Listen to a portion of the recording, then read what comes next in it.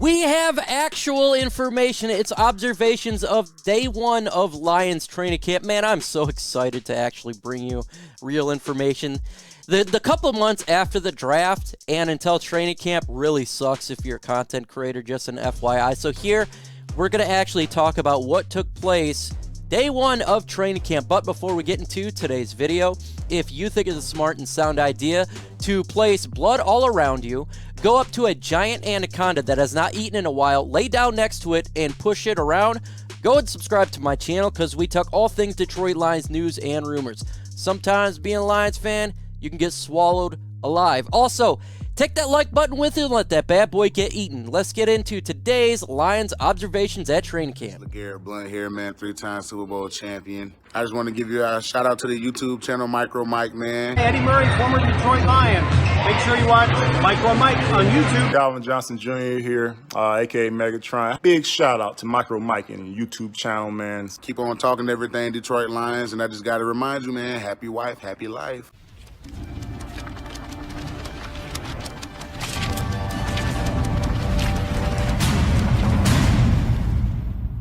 And we got some news. We'll do some quick hits regarding injuries as well as positional changes. Jason Cabinda got added to the PUP list. And Joshua Paschal, it comes out that he has a sports hernia. Oof, that's a tough injury. I've known people with sports hernias, and sometimes it takes a while to recover, and it seems like that's the case here. So I wish him nothing but the best there.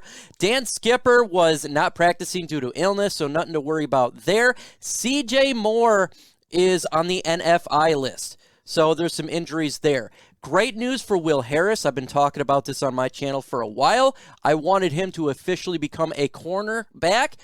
His title has changed. He's now a cornerback. He's no longer placed as safety.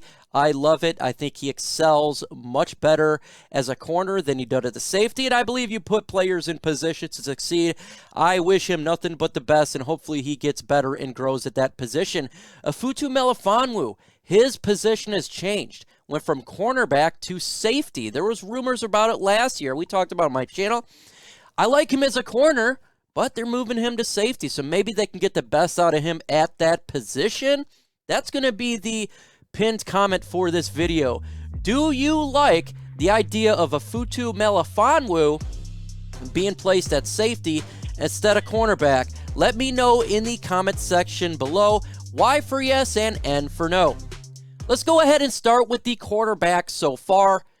Jared Goff, Tim Boyle, and David Bloughton, compared to last year, it was night and day. They are much improved, looked very sharp, and it continue on with the idea of a whole year under this coaching regime, as you would expect. However, these guys were not in pads. We're talking about jerseys as they want to get slowly acclimated to the game, and that's for everybody here. And it was good to see that the offense continued to be sharp from there. You definitely don't want to see quarterbacks not play well when it comes to the first practice there. But it seems like everybody was comfortable. Everybody was doing a good job, and it was a good day for sure. Let's jump to the wide receivers.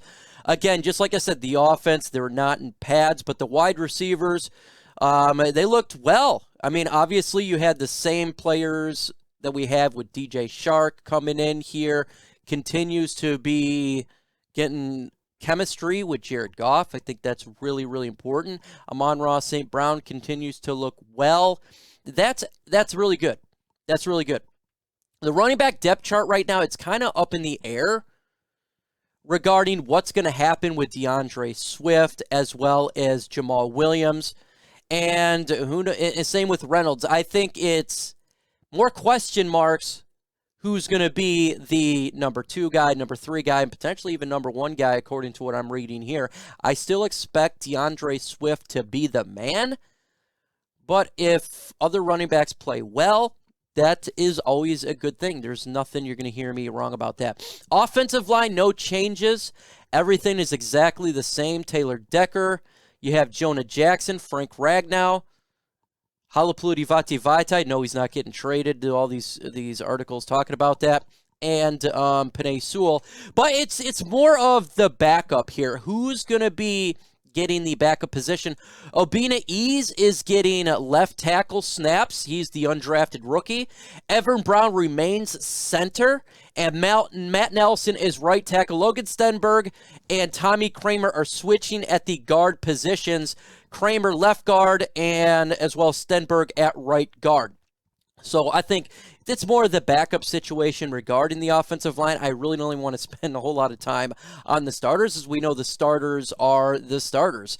And it's just going to be really interesting who actually gets the backup role. I think we know Evan Brown. By far, he's the backup center. We already know that. But, you know, Stenberg and Tommy Kramer, Obina Ease getting in there. That's very interesting for as well. And Josh Reynolds, sorry, I didn't talk about him. He was looking really good. Return specialist, though, actually was interesting. Is return specialist, obviously, you're having the same players that we've seen as well regarding Kalif Raymond and Pimpleton. That's going to be a good camp battle fighting on. Like, who is going to win this position? I still give it to Kalif Raymond a little bit. I think it's probably his to have, but you never know. Folks, I don't know about you, but I'm ready all hell for training camp, and finally we're getting really new. So let me know in the comment section how excited you are. Put a hell yeah, a Stone Cold Steve Austin hell yeah in there. I want to see you guys think on this one. I'm really excited for that going on here. So Quintez Cephus made a hell of a play as well. So I it's good there's play of the game. But defense for the most part, Michael Brockers and Aleem McNeil. I know it says linebackers here, but we're just going to start with pretty much it all there. But those guys were starting on the defensive line. Levi Muzurike and Brockers slid outside, interestingly enough, trying to make some moves there. They would have gotten a sack if it actually was considered, if they had pads on and it was an actual game, it would have been a sack. So it's good to see Levi getting in there as well. Ada Hutchinson, John Kaminsky, and Eric Banks. Interior, they separate a little bit into individual drills and doing some good work there. You had some hybrid linebacker working out together. That would be Charles Harris, Julian Akwara, Austin Bryant, James Houston, and Anthony Pittman. So they're doing individual drills. They're going in and taking some linebacker as well as the defensive line. We've been talking about the Julian Akwara thing for a while. Is he going to, be a linebacker? What's going on there? Hutchinson and Julian got some work on the edges. Clearly, Aiden is going to be the guy on the edges, and not even a competition there at that position. But he looked really well. It's good there. Linebackers, just like this title suggests.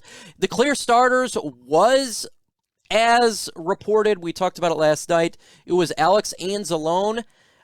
He was clearly the starter. He was getting most of the reps there. Derek Barnes and Chris Board rotated through second string.